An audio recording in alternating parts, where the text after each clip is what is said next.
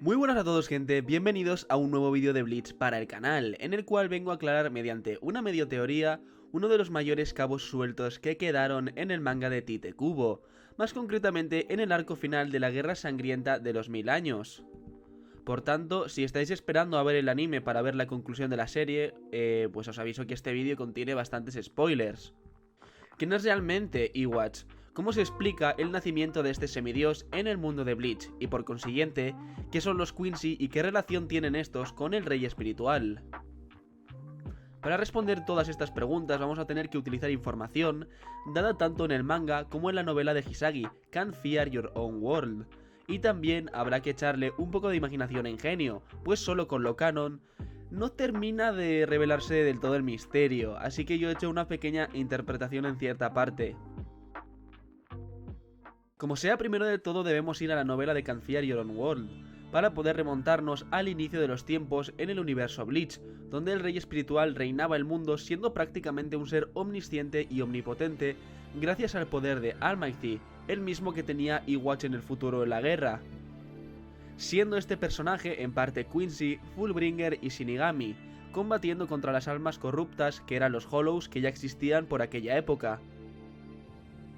En aquel entonces no existían tres mundos divididos como el mundo humano, la sociedad de almas o hueco mundo.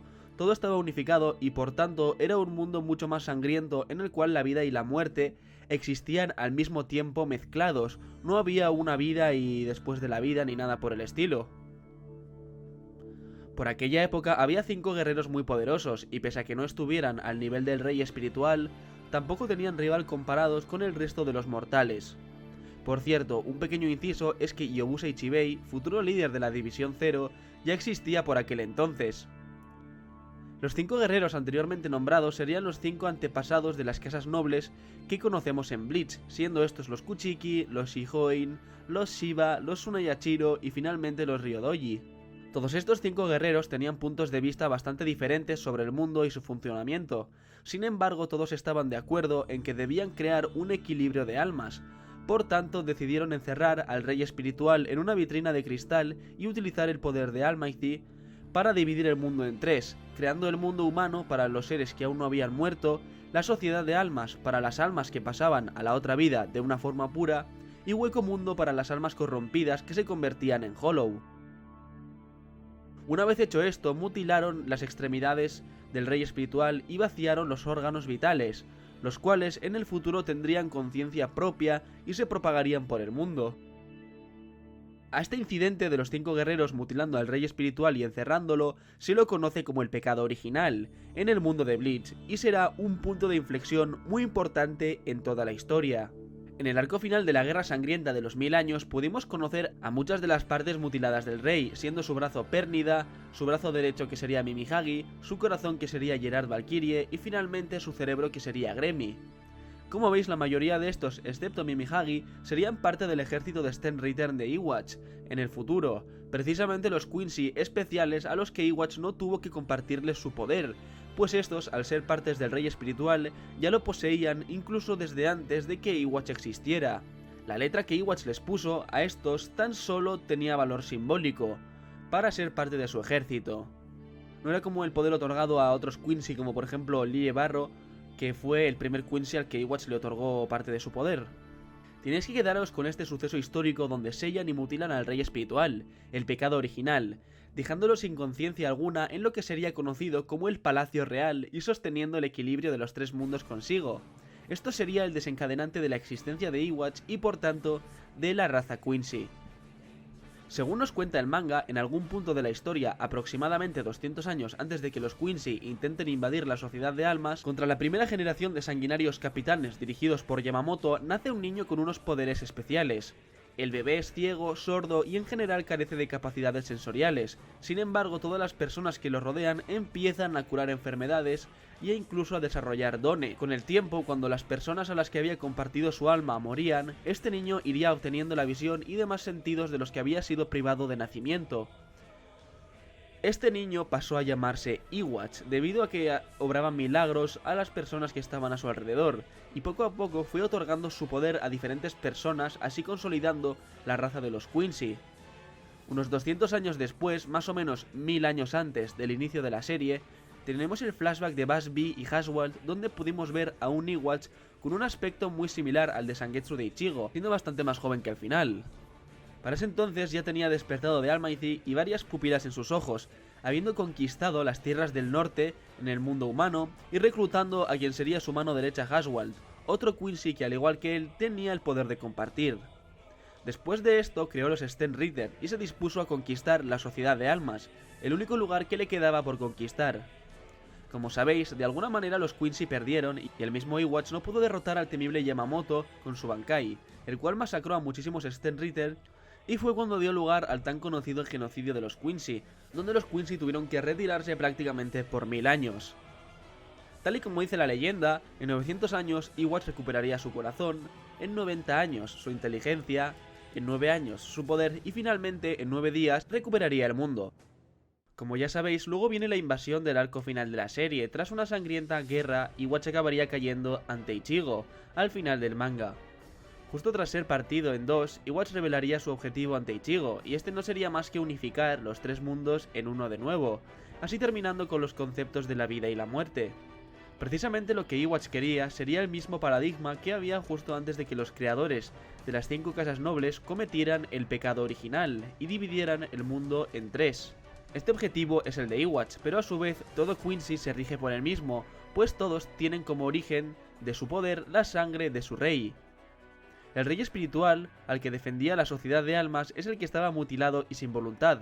Representaba el status quo, la estabilidad y división de los tres mundos, justo lo contrario de lo que la raza Quincy de Ewatch representa, la unificación de los mismos, para regresar las cosas a como eran antiguamente antes del pecado original. Si os fijáis, la mayoría de partes mutiladas del rey siguen las órdenes de Ewatch, tanto Gerard como Pernida y Gremi, todos excepto Mimihagi, que está en el interior de Ukitake a favor de los Shinigami. De hecho, en el momento del arco final en donde Ewatch clava su espada en el torso del rey espiritual y obliga a Ichigo a rematarlo con su energía espiritual, el propio Ewatch le dice a este que mientras la sangre Quincy siga corriendo por sus venas no podrá evitar asesinar al rey espiritual, pues es una raza que existe con el único motivo de revertir lo que las 5 casas nobles hicieron en la antigüedad. De esta manera, Ewatch confirma que la existencia de la raza Quincy es antagónica al rey espiritual actual, que tan solo es un títere vacío de los Shinigami que mantiene los tres mundos en equilibrio en el Palacio Real. De hecho, incluso se sorprende cuando el brazo derecho Mimihagi intenta defender el cadáver del rey espiritual para que los mundos no se vengan abajo, como si el brazo derecho estuviera traicionando a su banda original, que serían los Quincy, por intentar defender la sociedad de almas. Obviamente el rey espiritual es un Quincy, el primero en toda la historia, y realmente no es que Ewatch y los Quincy tengan algo en contra de él. Más bien lo contrario, tienen como objetivo vengarse de lo que le hicieron los 5 antepasados nobles y de revertir ese mundo tal y como es. En otro momento del manga, Ewatch comenta vagamente que él es hijo del rey espiritual, pues lo llama padre, aunque todo esto queda bastante ambiguo, pues en ningún momento llegamos a conocer por qué supuestamente es su hijo y qué relación tienen realmente. Ewatch, incluso antes de matar al rey espiritual, dice que es hora de terminar con esa humillación, como si el hecho de que este ser sea un títere sin conciencia de la sociedad de almas fuera una humillación para él, obviamente refiriéndose al pecado original. Si solo leemos el manga no podemos saber por qué Ewatch dice esto, sin embargo, una vez en la novela conocemos cómo los 5 antepasados de las casas nobles mutilaron y utilizaron al rey espiritual, queda claro que Ewatch se refiere a esto por humillación, pues utilizaron a su entre comillas padre para cambiar el mundo y utilizaron el cascarón de su cuerpo para mantener este status quo durante miles de años. ¿Realmente Ewatch es el hijo del rey espiritual? Sabemos que este fue dividido en diferentes partes, cosa que podemos observar en el cuerpo del propio rey en el Palacio Real, el cual carece de extremidades y prácticamente no tiene conciencia, pues no habla ni nada. Bajo mi punto de vista, es posible que Ewatch de hecho sea la propia manifestación de la voluntad corrompida del rey espiritual, como una especie de reencarnación maligna, un ser nacido a partir del pecado original, con el único objetivo de recuperar lo que había perdido y devolver al mundo al estado al que originalmente se encontraba. Por eso mismo, Ewatch recalca en tantas ocasiones que todo Quincy está destinado a asesinar al rey espiritual, pues el rey espiritual actual sirve para mantener los tres mundos y representa la gran humillación para la raza Quincy. Si Ewatch hubiera ganado, finalmente habría absorbido a todos, incluido a Pernida, Valkyrie y Gremi, y hubiera gobernado sobre un único mundo existente donde la vida y la muerte serían uno, volviendo el mundo exactamente al mismo estado al que se encontraba antiguamente, siendo Eywatch el nuevo rey espiritual y el único Quincy existente, con el poder de Almighty para gobernar el mundo a su antojo. Es obvio que Eywatch no es el hijo del rey espiritual en un estricto sentido de la palabra, engendrado normalmente como otro ser humano.